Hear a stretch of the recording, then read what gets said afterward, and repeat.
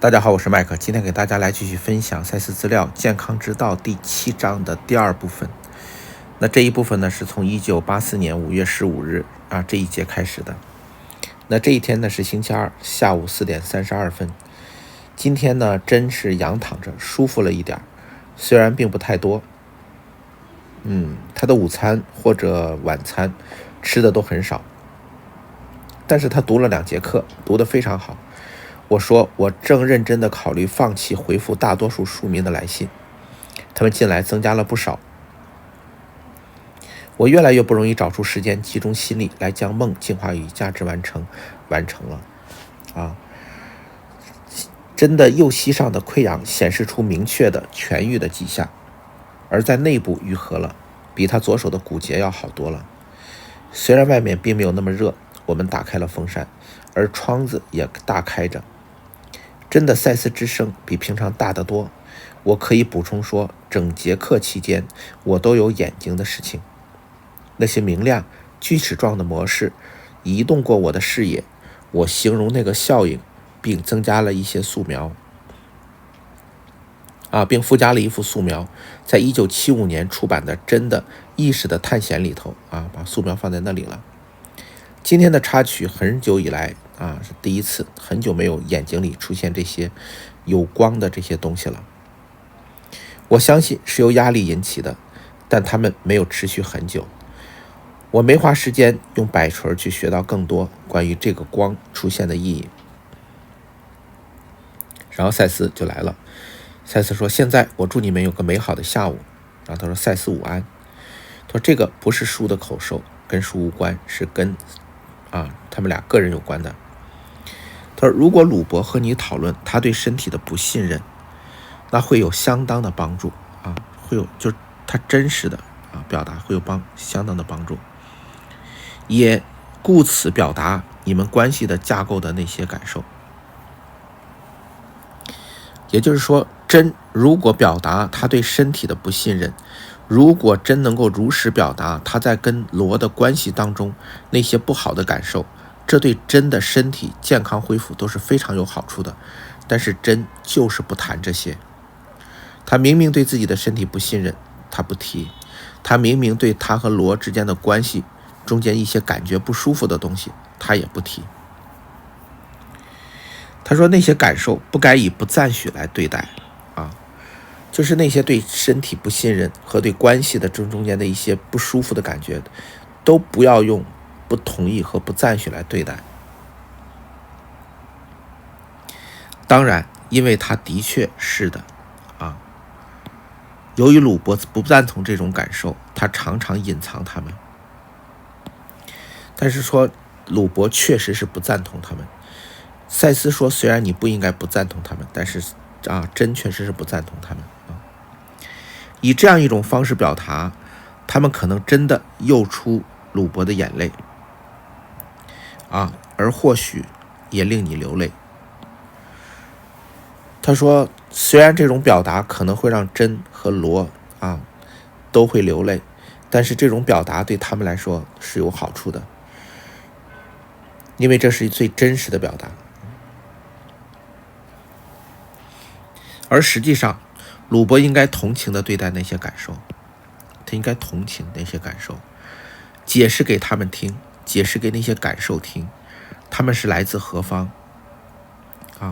就是让真去正视和同情那些感受，而不要去不赞同他们。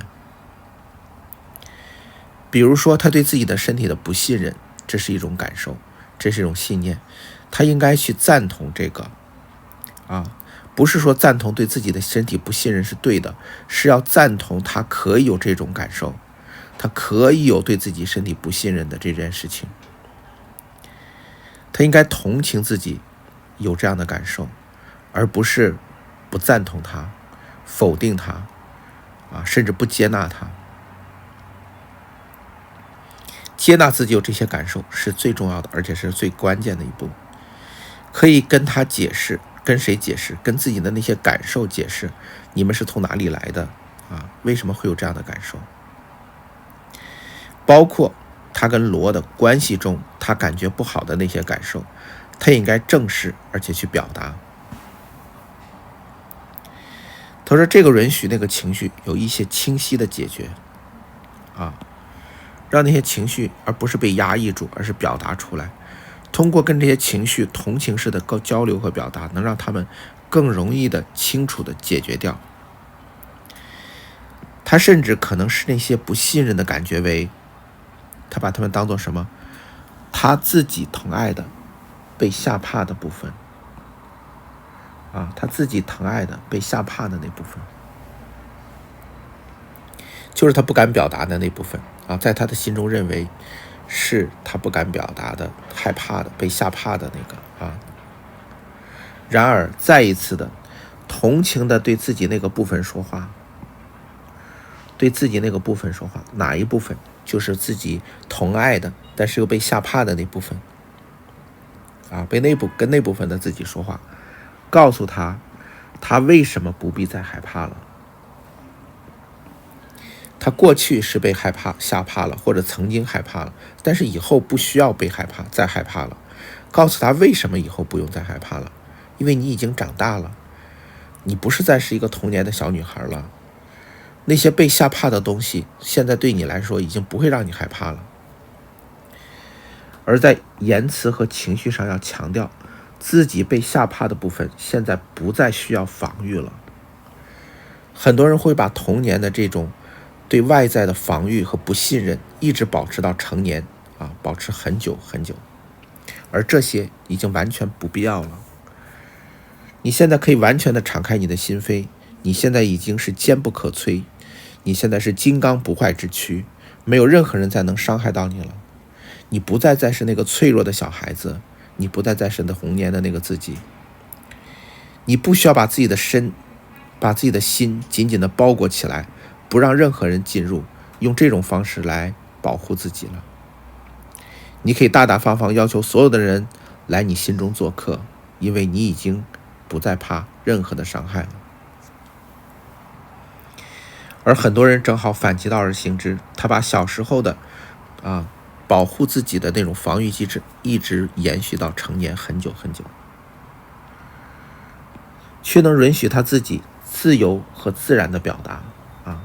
以前不敢表达自己，现在要表达出来。这些建议如果付诸行动的话，其价值是相当可观的。这些方法如果真照着做的话，效果是相当可观。他说，你告诉鲁伯，在我们的下一节课，我将再开始书的口授，包括谈越来越好的药的相关的资料。那么我祝你俩有个愉快的下午，而再次的我加速了你们自己的疗愈能力，并加快你们自己的安康感和平和心境。我给你们的建议是相当强而有力的。他说，谢谢你。在4点40分，真说，我很高兴我做了口授。当我在读这一节内容给他听的时候当你在读给我听的时候，我需要抽一支烟。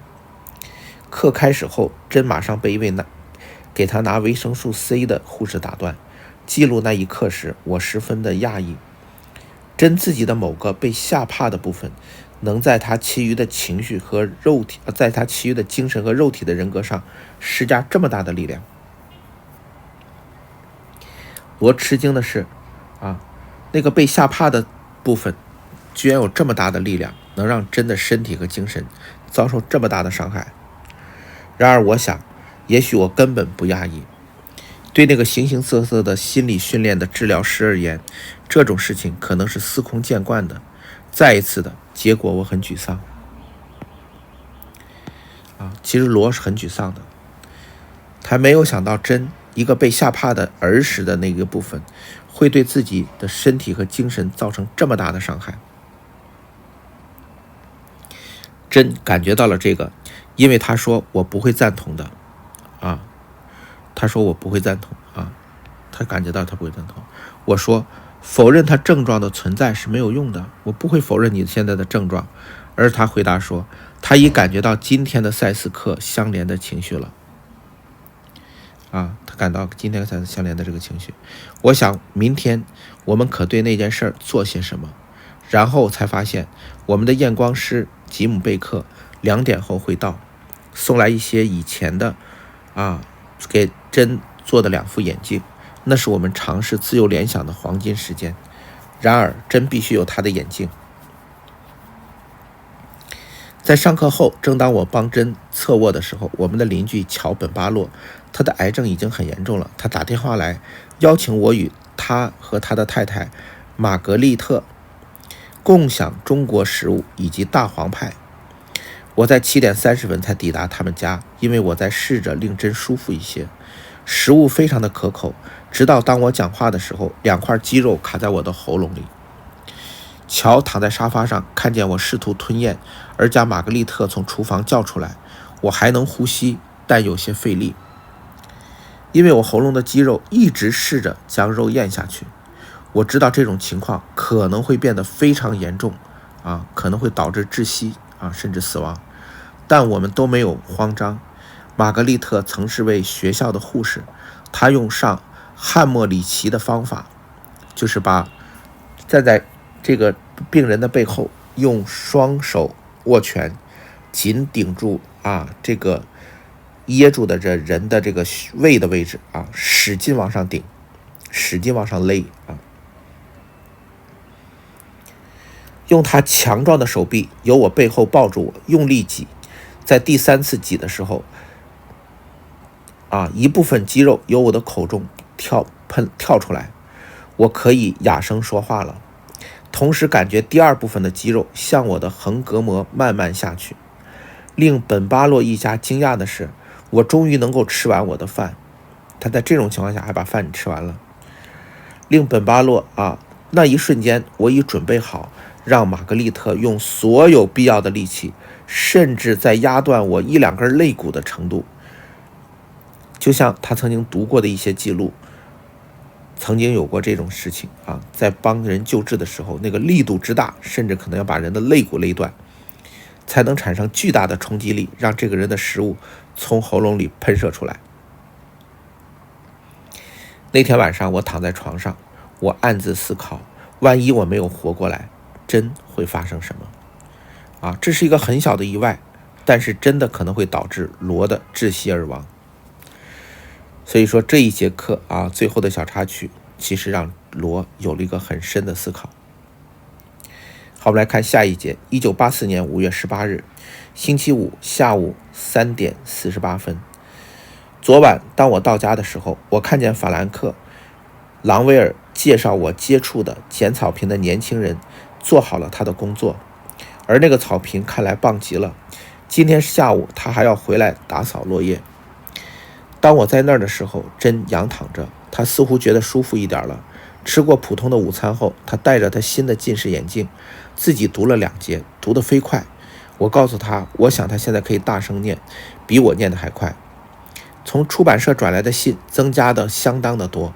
不论这是否与在赛斯近来说书的销量正在增加的声明一致，在过去3天以来，涌来大批书迷的信。我已经落后很多很多，觉得我再也没有办法回完所有的信。事实上，今天是我在330房没有回读者来信的第1天。它给了我一种神奇的自由感，下午似乎延长或者变长了。我相信我已经到了弃绝书迷信的或者大部分书迷信的地步了。或许我会从梦进化与价值完成的时间里抽点时间来写一封最后的回信，包括赛斯的寄给来信的人，我可以签名，仅此而已如此而已。他会附上赛斯给读者的回信再写一封标准的回信，把它打印好。每封读者来信，不论他们的信的内容是什么，他都用这个标准的信做统一的回复，因为他实在没有时间也没有精力再去一封一封的回读者来信了。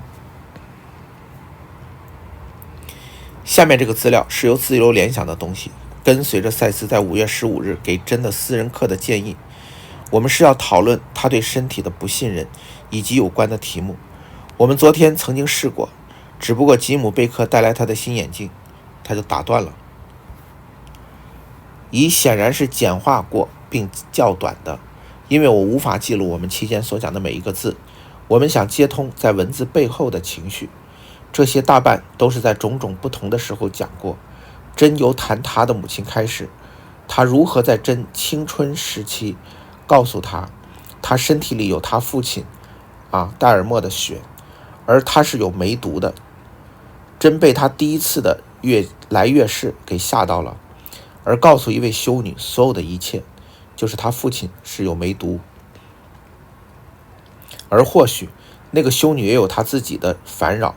真没说，或许不记得了。她也重述她如何由于月事而不必上运动课，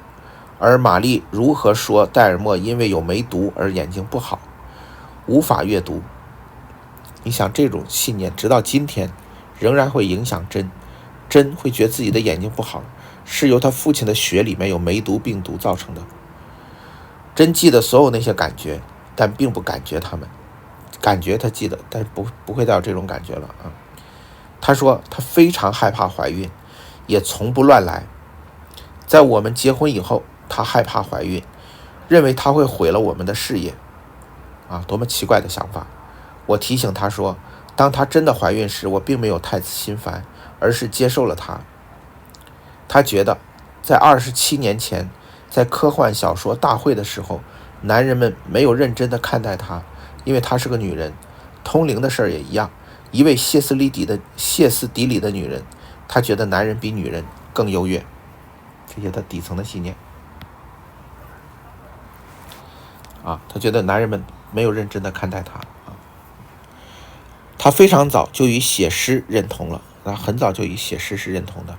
我相信我所写的东西，但人们说我有一天会没有兴趣而去生小孩，我就下了决心说我不要，我要一直写诗。真很难以跟大多数的男友分享她的诗真很少跟她的男朋友们分享她的诗，很难。她发现装笨会更聪明一些他就最明智的方法就是装笨不要装作自己很有灵感，能写出很多一般人很难理解的诗。玛丽就是他妈妈，其实一直是鼓励他的诗的他妈反而是鼓励他的诗。这里母女两个人几乎好几年都互相分享了诗非常神奇的是，他母亲反而非常认可他写的诗。真习于写诗来赢回玛丽的欢心，他想通过写诗让他妈妈开心，同时我又觉得这样做是出卖了自己你看，他又觉得这样是出卖自己。我对那个事儿记得很清楚他一方面想取悦他的母亲，通过写诗，一方面又觉得这样做是在出卖自己。我不记得真以前曾经告诉我这一点，虽然他有可能说过真好几次很害怕她可能怀了我的孩子好几次她就担心她是不是怀孕了。然而除了有一次在一个激情的片刻，她从未有要小孩的冲动。但我明确地感觉到你阴性的部分是你无法信赖的部分。她说这里面这个阴性的部分应该是翻译的一种不太合理应该是应该说的是 negative 那种负面的negative 是负面的，同时也是阴性的意思他就是说，他跟罗说，你无法信任你负面的部分所以当我们谈这些事的时候，他说他越来越烦躁和紧张他越来越烦躁和紧张，他要吸一根烟，因此我们离被埋葬的这个情感越来越近了。就是这个情感被他们埋葬了很久，现在被他们翻出来，而这个翻的过程中让真越来越烦躁和紧张。我问他关于赛斯，一个透过女人说话的男人，他说他怀疑作为一个女人，如果他说话像个男人，便会有更多的权威他本身是女人，但是如果他在传递赛斯资料的时候，如果他说话的声音像一个男人，他会带着很多的权威。因为在赛斯因为在真的认知里头，男人会更有优越感更有权威性。所以说为什么也就是真在传递赛斯资料的时候，他说话的声音像一个男人。在赛斯课开始的时候，他感觉到一种口是心非。为什么口是心非？因为他明明是女人，他却以男人的声调在说话。我也不记得这个。他再次变得神经紧张，声音几乎是带着泪他非常紧张他回想到赛斯有一次说过，如果赛斯以女人的身份传过来，真是不会接受的，真不会接受赛斯是个女人的。所有这些男性的玩意儿都与他童年时期的神父是有关的，因为神父是男性，在他童年时期，神父代表着权威代表着天主教会。关于信封实验，就是在早期课期间，他们跟赛斯做了大量的实验，他们把一些内容装在信封里，让赛斯去猜里面装的是什么这个实验持续了很久大概有1年之久赛斯必须几乎是无所不在、无所不能的，因为他将教会的权威转移给赛斯了他把对教会的权威投射给赛斯，认为赛斯就应该像神一样无所不能，他就应该知道这些信封里装的东西是什么。一个重点，并且我认为是一个新的观点再一次的，真是紧张而烦躁的，他都快哭出来了但我说，教会不会赞同赛斯的然后他涌进来一个念头，他在开始一个假的教会，的确是一个异端，还有一个假的神，就是这个赛斯。他们在做自由联想，记住，赛斯让他们用自由联想的方式来清理那些他们早就应该清理的情绪和精神上的这些垃圾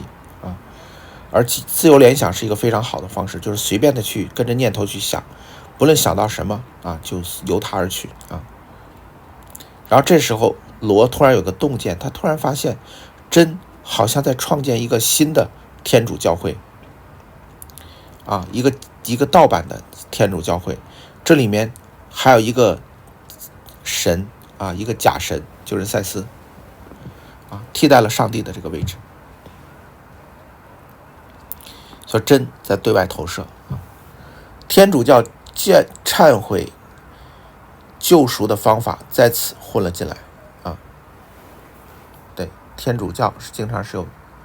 忏悔和救赎的方法想法在此混了进来我补充说，既然他要用那个能力，而非否定他们，如教会会要他做的，他会继续他精神上的叛逆，他选择继续他精神上的叛逆，因此必须透过症状付出身体上的救赎罗的意思是说，既然真想这个通灵能力，想用这个通灵能力，而不是否定他们，就像教会想让否定他一样，他没有否定，教会想否定真就像真想否定自己的通灵能力是类似的，但是真没有否定自己的通灵能力，就像教会也没有否定，也没有办法否定真一样而这时候真虽然被教会压制，但是在精神上他依然是叛逆的。而传递赛斯资料这件事儿，在真的精神世界里头，就如同他在创建一个假的天主教会，这里面有一个假的神，就叫赛斯。而在这个过程中，他把赛斯资料传递过来，就像是他在背叛了天主教会的这样的一个决定或者是指引。换句话说，他在精神上在跟天主教会做一个坚决的对抗，或者是背叛，或者叫叛逆。他通过传递赛斯资料的方式，做了精神上的这样的一个补偿，或者一个声明：我不会屈服于你们，我仍然会用我的方式，用我的能力传递赛斯资料，而这个资料跟天主教会的那些教义却如此的格格不入。而真从头到尾都认为赛斯说的是对的。这件事情的意义不在于赛斯说的对与否不在于这不是我们讨论的重点。讨论的重点，我们是要看到真他的心理的变化，他是怎么来把传递赛斯资料这件事儿和他身体的症状结合在一起的。这个结合点就是真认为自己在精神上的这种叛逆应该得到肉体上的惩罚，才能得到平衡。换句话说，他并不认为他的这种叛逆是正当的，而且是合理的，他反而会自我的加以评判，甚至用身体做了交换，说我可以在精神上坚持我的叛逆，但我必须得在肉体上做一定的补偿。而这样的一点是罗发现的，并不是赛斯说的。这是罗在他们自由联想的过程中想到的这个点。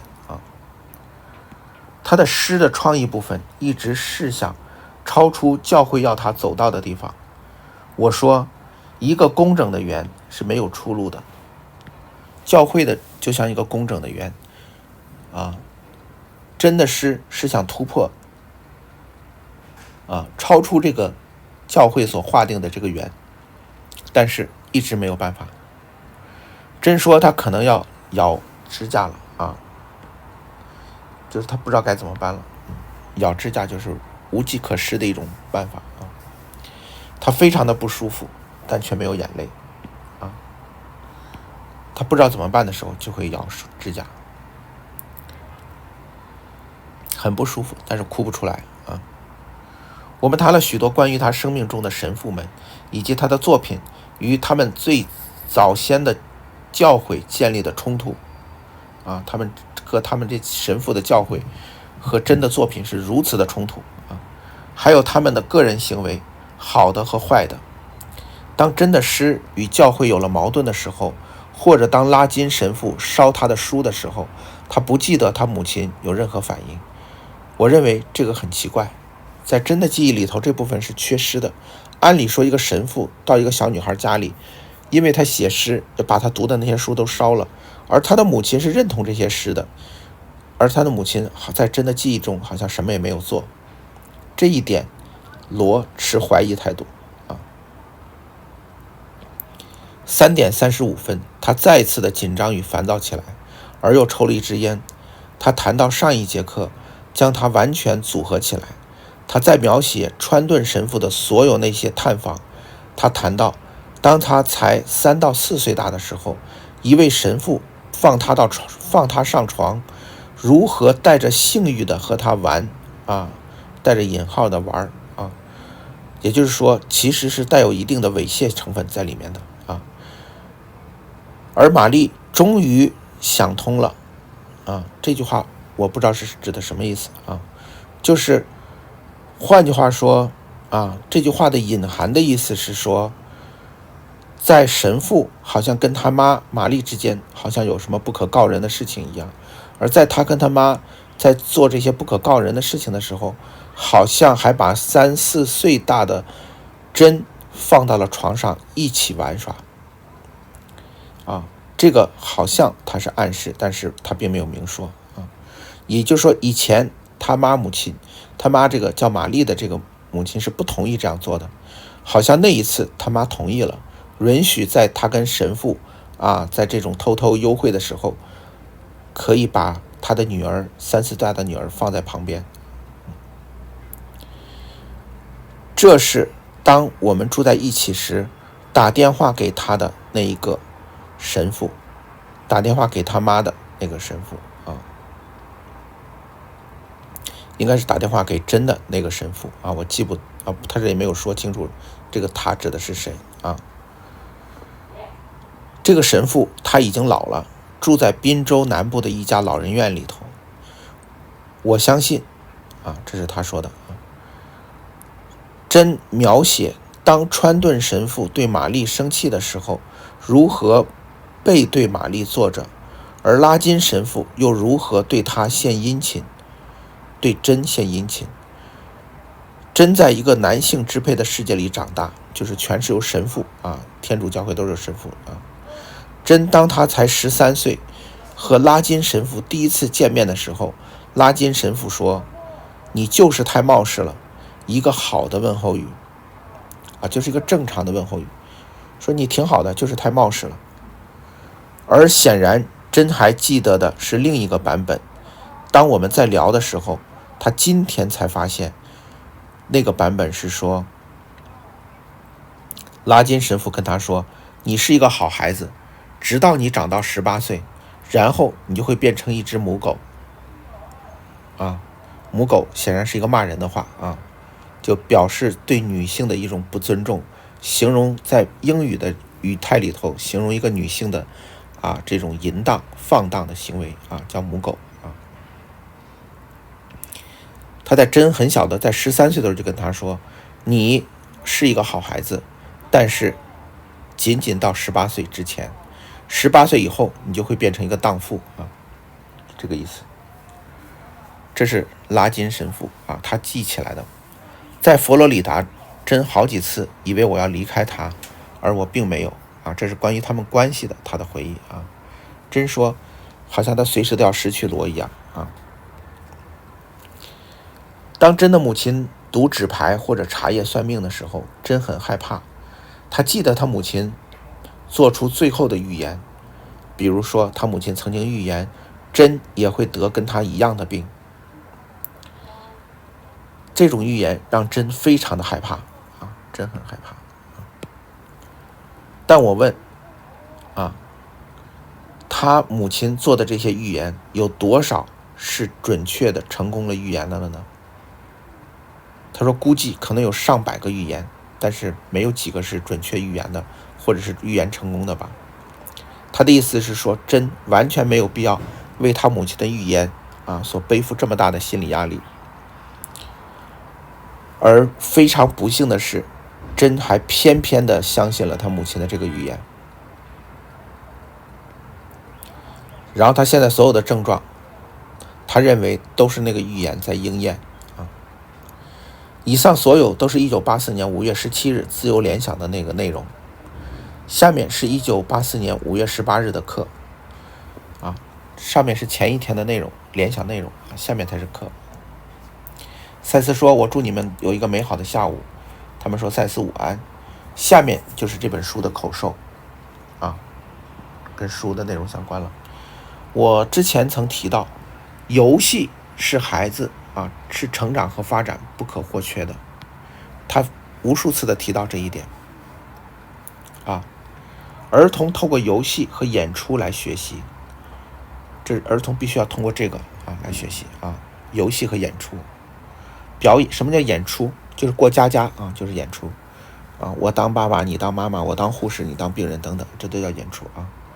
他们想象自己在所有的各种的情景里头，各种剧情里头，各种环境里头，他们看见自己在危险的尴尬处境里，然后如魔法般的想出自己逃脱的方式。他们先设想在游戏中，他们往往是被抓住的或者被控制住的，然后他们的游戏内容就是怎么逃脱。很多小朋友玩的都是这种游戏就是抓住再逃脱，抓住再逃脱的游戏他们尝试其他家人的游戏就是跟家庭有关的游戏，比如说想象自己富有或者贫穷，想象自己年老或年轻，想象自己是男性还是女性。他经常做这种角色互换和扮演游戏就像过家家这样在台湾叫摆家家酒当他们看见自己在所有的种种的情况中强有力的行动的时候，这个允许儿童有一种自由、独立和有力量的感觉他们看见自己在所有的种种情况中强有力的行动的时候，这允许儿童有一种自由的、独立的、有力量的感觉。不必说，实质的游戏自动有助于发展身体及其能力再次说不用说了，这个游戏可以自动的有助于发展身体，对身体的成长，还有其他心理和精神的能力的提升都有帮助，包括想象力对一个孩子而言，游戏和工作往往是同一件事，而父母们能利用想象的游戏作为加强健康和活力概念的一个方法。记住，对孩子来说，没有工作和游戏的区别，游戏就是工作，工作就是游戏，他们认为往往是一回事啊。然后他说，父母可以利用这个想象的游戏干什么呢？可以加强孩子的身体健康，增强孩子身体活力，可以把这个当做一个方法，就是用游戏的方法增强孩子的身体健康。怎么做呢？他说，当一个孩子脾气不好当一个孩子脾气不好，或者暴躁不安，或者头疼，或者有其他看起来不太严重的不舒服的时候，记住，一定是不太严重的不舒服。如果是严重的不舒服，如果你还是坚持现在的医学观点，那你还是要去带他去医院他这里指的是不太严重的不舒服烦躁、情绪不安等等父母可以利用下面这个想法，也就是父母可以跟孩子玩下面这个游戏首先，让孩子想象你在给他一颗叫做越来越好的这个药丸，叫孩子张开嘴，而你放那个想象的药丸在他舌头上，或者叫孩子想象自己拿起药丸放在他嘴里，然后给孩子一杯水将药物吞下，或者叫孩子自己去取一杯水把药吞下去，然后叫孩子默念叫孩子大声的念3次，比如说，我已经吃了一颗越来越好的药丸，所以我自己很快就会觉得越来越好。让孩子重复这句话3次我已经吃了一颗越来越好的药了，那我就会觉得越来越好，因为这个药是非常有效的。可以跟孩子玩这样的一个游戏以这样一种游戏越早开始越好，就孩子越小开始越好大了反而不太容易，越小的孩子越愿意跟你玩，愿意玩这个游戏，而且效果越好。而当孩子长大些的时候，你可以解释小孩你可以不用解释，就让他告诉他有一个虚拟的药丸，他吃了就可以了。大一点的孩子不再相信这个虚拟药丸了，但是你要跟他解释，一颗想象的药丸往往和真的是一样有用甚至会更好如果不更好，就甚至会更好。就大一点的孩子，你跟他告诉说，虽然你吃的是个想象的药丸，但是它的效果跟真药丸一样，甚至比真药丸效果还好。这个并不表示说我在叫家长以想象的药取代真的药赛斯说我从来没有说过你可以用这个想象替代真的药虽然我重复，它可能完全一样是有效的，不过在你们的社会里，几乎是不可能没有医药或者医学而活下去的。他说，你该去吃药还是吃药，该去看病还是看病。赛斯说，你可不要跟别人说是我告诉你的，可以吃一颗想象的药丸而不用吃真药了。但是赛斯再次说，不论你相信还是不相信，他们的效果真的是一样有效。虽然我要强调那一点，但我要提醒你们，天生的与理想的身体是相当有办法疗愈他自己的，而显然有能力治好他们暂时的头疼的。在你们目前的阶段，你们必须以一个全然不同的学习系统来取代，身体才能展示其真正的潜能和疗愈能力。简单来说，就是身体自己会疗愈好自己，而这个能力非常简单，与生俱来的。所以说你暂时的身体不适都可以通过这种方法瞬间疗愈好。可是我们的认知和我们从小被教育不是这样的，我们必须要经过系统的学习才能让自己疗愈好。通过专业的医学的学习，学会这些疗愈的方式治疗的方式，才能被疗愈好。其实根本都不需要他的意思是说，只有经过系统的医科大学的学习，掌握了这些医学知识，然后给予一定的药物和治疗，人类才能把自己疗愈好。他说其实不是，人类所有的疾病都是自我疗愈的而不需要学这些东西，仍然可以疗愈好。就像吃这个想象的药丸一样，就这么简单，不需要任何的医学常识。当然，这一点一定会被这些传统认知的人所诟病的。所以在这里我们再次声明，这仅仅是赛斯资料的学习，并不构成对你孩子的健康或者对你健康的任何的建议和代替医生的这样的医嘱的这种行为。如果医生给你开了药，你需要按照医生的要求去吃药，那是你的行为。如果你因为学习了相关的资料和内容而不去吃药，那是你个人的决定，跟赛斯资料和我们的这些内容都没有任何关系。赛斯也一再的强调，他并不是说需要你可以不吃药。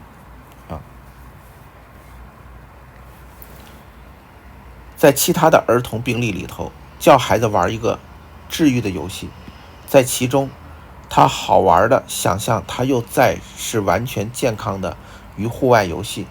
或者叫那个小孩想象和一个朋友在谈话，描写那个疾病为已过去了的。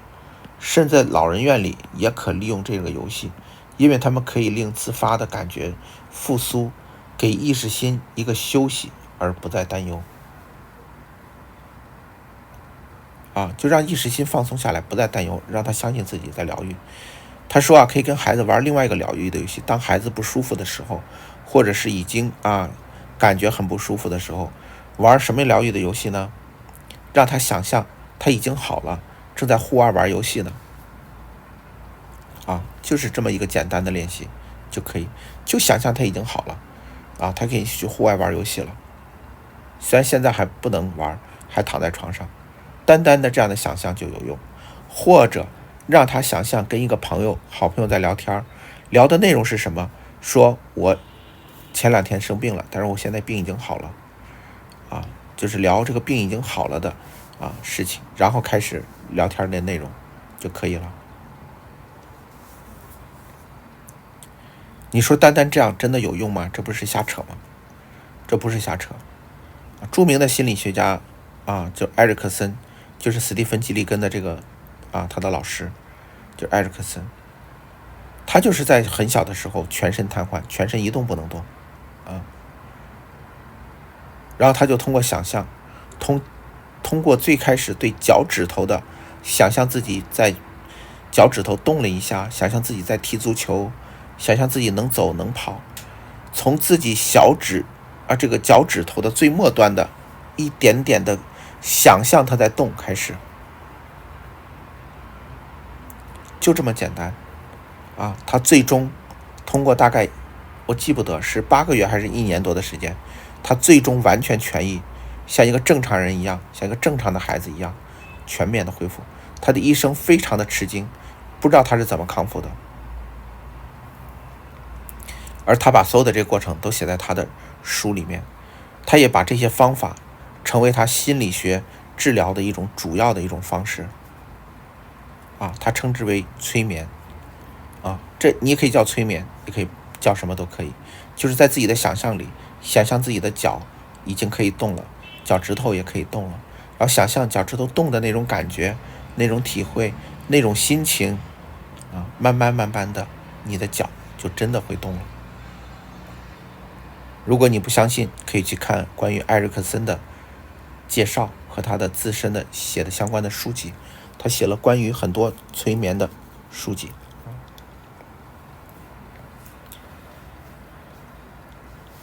许多古老的与所谓的原始人利用游戏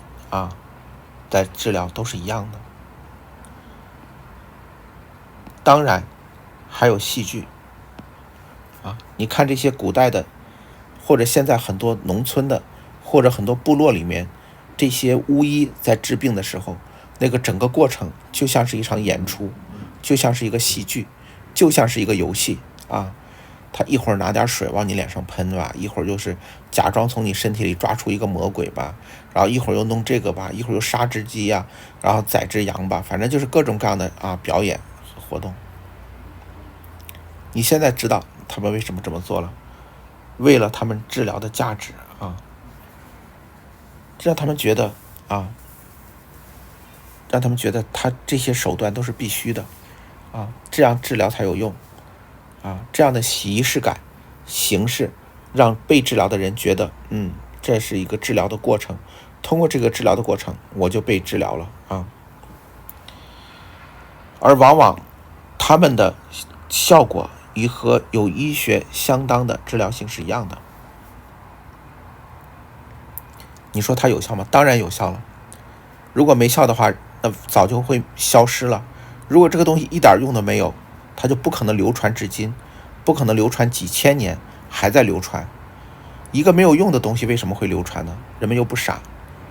会给他们钱请他们去做一些没有用的事情吗？它必然一定是有用的。我们不能说它100%有用，但是它大多数时候是有用的。可是这个用医学是没法解释的，因为它既没给病人吃药，也没有给病人做手术，也没有给病人任何的治疗，那病人是怎么好的呢？医学不承认这种，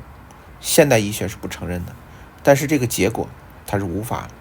理解的。就比如说我们用气功给人治病，我们中医通过用砭石在人身上刮来刮去就能把病治好，甚至通过艾灸，用一个点燃的艾草在身体的某些部位熏一下也能让人变好，更不用说神奇的针灸，仅仅用针在身上扎几下人就会好。这一切的一切都是用现代医学无法解释，但是效果证据就摆在那里，他们也无法否认，但是他们会把它排斥在主流医疗体系之外。而实际上的效果就像赛斯说的是一样有效的。如果你的孩子相信一个特定的疾病是由一个病毒引起的，那么建议另外一种游戏啊。如果你的孩子已经学了一些知识了，学校老师已经告诉他了啊，你生病是由病毒引起的啊，病毒进到你的身体里了，他说你可以跟孩子玩下面这个游戏。在这个游戏中，那个小孩想象病毒是个小虫子，他可以胜利的以一个扫把被赶走，或者扫出门去。一旦一个孩子懂得了这个主意，他常常会编造他们自己的游戏，而那将证明是最有益的。就是你把这个道理说清楚之后，小孩会编他自己的游戏，他会编啊，我身体里会有一种大炮，会把这些虫子全部轰烂，我身体里会有一种将军，会把虫子全部杀死等等。赛斯说的是让小孩子领会了这个游戏的精神，而编自己的游戏对他身体的疗愈会更有帮助，会更有益，因为他自己编的游戏他自己会更相信。而大人教给他的游戏，他总有一种照本宣科的感觉啊。所以这个也是让孩子通过游戏和想象的方式来治愈自己的一个有效的方法。儿童不被教以这种游戏，却往往被教育去相信任何的情况，任何的疾病或者危险都将变坏，最不喜欢而非最喜欢的解决之道将被找到啊。我们不教给孩子这些好的正面的通过想象力就能疗愈自己的方法，我们反而教给孩子你一旦得病只会越来越坏，除非有医生和医院出手救你，否则你的疾病会越来越严重的。那你想治疗就得去医院，去医院就得打针，就得吃药，就得住院，就得输液，而这一切都是孩子最不喜欢的，而你却告诉他你只能用最不喜欢的方式来治疗你自己。而明明有他们最喜欢的方式，比如玩游戏就是孩子最喜欢的方式啊，可是这种有效的方式你却不教给孩子，你教给孩子的却是你有病了就得去医院。可是借由这种精神的游戏这种精神性的游戏，强调想要的答案，儿童可以在早年就学会以远较有益的方式利用他们的想象力和心智去疗愈他们自己，而且在孩子身上是非常灵验的，非常有效的。你可以试一下，这样也没有什么成本，也没有什么风险，因为你在孩子身上试的时候，也不是那种非常严重的疾病或者非常紧急的情况。他前面说了，一定不要在那种紧急情况下试用这种方法，是在那种并不紧急，但是孩子确实很难受、很不舒服的前提下，让孩子尝试一种通过游戏的方式来治愈他自己。我们都可以在自己的孩子身上试一试，看看是否有效的。他说：“请短短的休息一会儿，我们还将继续。”在4点16分，真抽了一支烟，在4点23分继续。然后赛斯接着说，最糟糕的一个概念是什么？是相信疾病是上帝送来的一种惩罚。最糟糕的就是我们相信疾病是上帝给我们的人的一种惩罚。不幸的是，这样的一个信念是许多宗教所倡导的。这种最坏的结果恰恰是很多宗教倡导的。比如说我们一个人得病了，我们的佛教整体会说，这是你的业力啊，这是你的报应啊，这是你的因果呀，这是你以前造的业呀。我们现在知道这是最坏的一种情况，而我们很多宗教却到处去宣扬和传播这个东西。他把最坏的一种情况传递给人类除了佛教以外，其他教也会讲业力基督教更狠不论你有病没病，你都有原罪这更厉害了佛教还至少说是你有病的时候才是因为有业力有因果基督教是有没有罪有没有病你都是有原罪的你带着罪来的。所以我们就知道这一种方法是最可怕的所以说你也知道很多为什么修行很久的人反而会有一些疾病缠身，反而身体并不像他们想象的那么健康，原因就在这儿明明是一些简单的小的身体的不适，却让他们放大成一种所谓的因果和业力和报应所以想要做乖孩子的儿童，可能很不幸的努力去得到不良的健康，相信那是神的关注的一个征兆。一些乖孩子为了表现出他乖，他通过生病来让家长看到，其实神是关注到我的是对我的一种惩罚，不论惩罚还是赞许，至少他关注我了。而你没有生病，你也没有得到神的赞许，那就神对你连关注都不关注。所以说这是一个多么微妙和可笑的事情。一个小孩子为了想得到家长的认同，让家长相信他是被神所关注的，哪怕通过生病这种好像是神在惩罚自己的方式来证明这一点。被神惩罚往往被神忽略要好得多呀。持有这种观点的成人，往往让他们的小孩过着躁乱和沮丧的一生。如果有这样信仰的成人，他们的孩子往往就是过着骚乱和沮丧的一生的。在各种各样的疾病里头，只要可能的时候，切以不论什么方式，游戏都该被培养。简单来说，不论什么样的疾病，都可以游戏的方式来增强它的治愈和疗愈效果用一个方法就是都应该用游戏的方式试一下许多独裁性的宗教根本尖锐的拒绝很多独裁的宗教根本尖锐的拒绝任何允许他们的信徒沉迷于任何一种游戏，而不悦的视之为罪恶。有很多宗教是不让他们的信众玩任何游戏的，记住，任何游戏，打牌也不行麻将更不行，其他的娱乐活动也不行，所有的游戏活动都不行，他们视游戏为罪恶。我不知道这些宗教是怎么形成的，也不知道他们为什么会有这样的一种有意思的这种狭隘的这种可笑的信念，但确实是有这样的宗教啊。很多家长不信教，但是在自己的家庭里头搞得比教会还严格，整个家里面冷冷清清，不允许有欢声笑语，不允许开玩笑，不允许看那些娱乐节目，他们家长会认为这些都是低俗的，都是庸俗的，更不许玩一些游戏，他们认为这些仍然是低俗和庸俗的，只许研究那些学术上的、科学上的、高谈阔论的阳春白雪的东西。我说的不是危言耸听，很多人的家庭都是这样的，在一片严肃和消杀的情景下，小孩子在战战兢兢的情况下长大，从来不知道游戏是什么，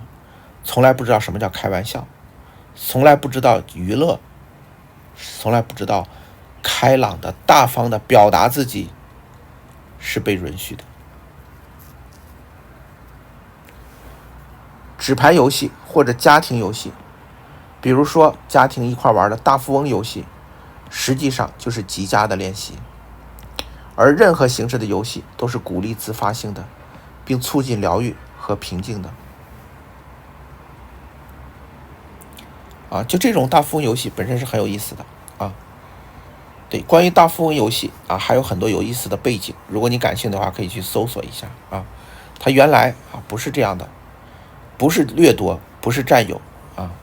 它原来是带有很强的灵性色彩的一个游戏是讲究人们要奉献但是这个游戏后来变了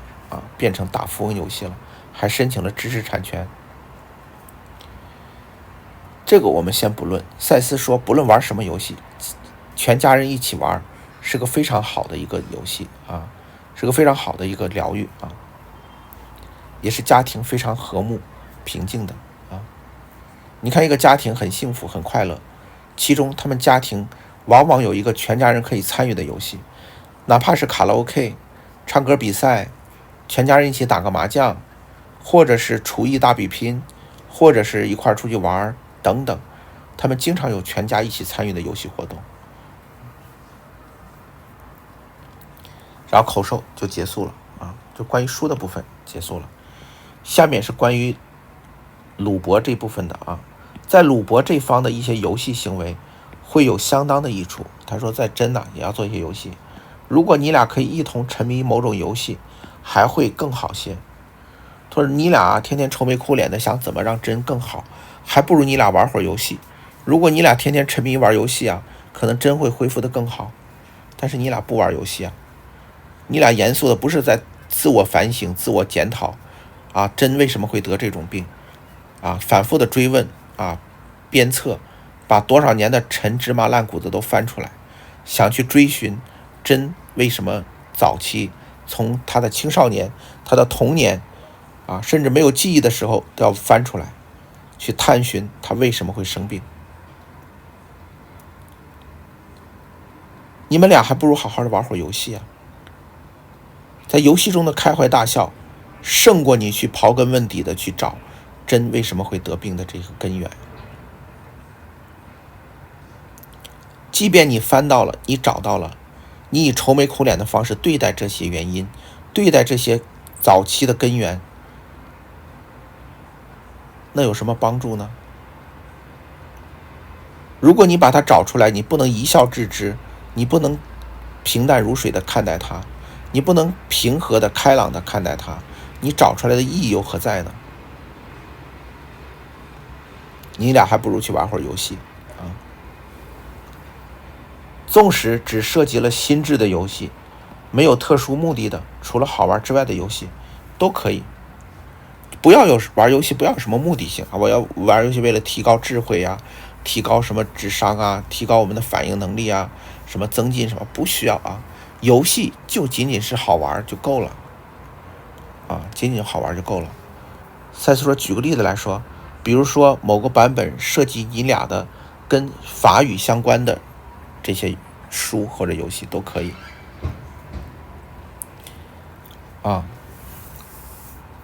再一次的，我的确真的加快了那些有助于疗愈过程的坐标，而祝你们有个美好的下午啊。为什么提到法语？他下面会讲啊。然后赛斯就离开了。在4点32分，外面起风了，变冷了，而且乌云密布。我告诉你实话，我是那么的难受，我以为我无法上课了啊。真说，其实他不想上课了啊。在我帮他转身以后，他吸了一支烟。我们想到了包括法文的书籍啊，法语书的事情啊，甚至字谜等游戏啊，在英文叫 puzzle 啊，就是这种填字游戏、字谜游戏啊。在330房间的窗户旁边，刚开始长叶子的树木里，我看到了一只很小的黄鸟在树间掠过啊。我只给真看，但它除了一抹颜色外，无法再看到什么啊，真的眼神可能不太好。我想昨天下午我也看到同一只鸟啊。罗说他2天下午都看到了同一只黄色的鸟。这里面所提及的书是真在纽约州斯拉托加温泉市斯塞摩学院时代的法英课本，就是法语和英语的课本。几年前真开始复习他对法语的知识，而我曾请他教我一点法语，这样非常有趣，但是我俩都没有坚持我们的想法，这也没有教他法语。而这里面赛斯恰恰提到了，比如说你们可以通过学习法语，2个人共同学习一门新的语言，以游戏的方式开始，反而更有利于真的身体的恢复。所以说在这一节里头，赛斯举了很多儿童用想象力游戏来疗愈自己的方式，而赛斯再一次强调了游戏在我们人生的成长过程当中，甚至在你老年啊，他提到老年也是一样，甚至在你生病的期间，这些游戏都是如此的重要。所以说听完这一节的家长们，你还会对孩子玩游戏那么深恶痛绝吗？是不是你这些家长们反而应该学着去玩一些游戏了呢？好了，最后谢谢大家的收听，祝大家都有神奇和美好的一天。你可以带着思考去想，你到底应该以什么样的方式跟孩子玩游戏呢？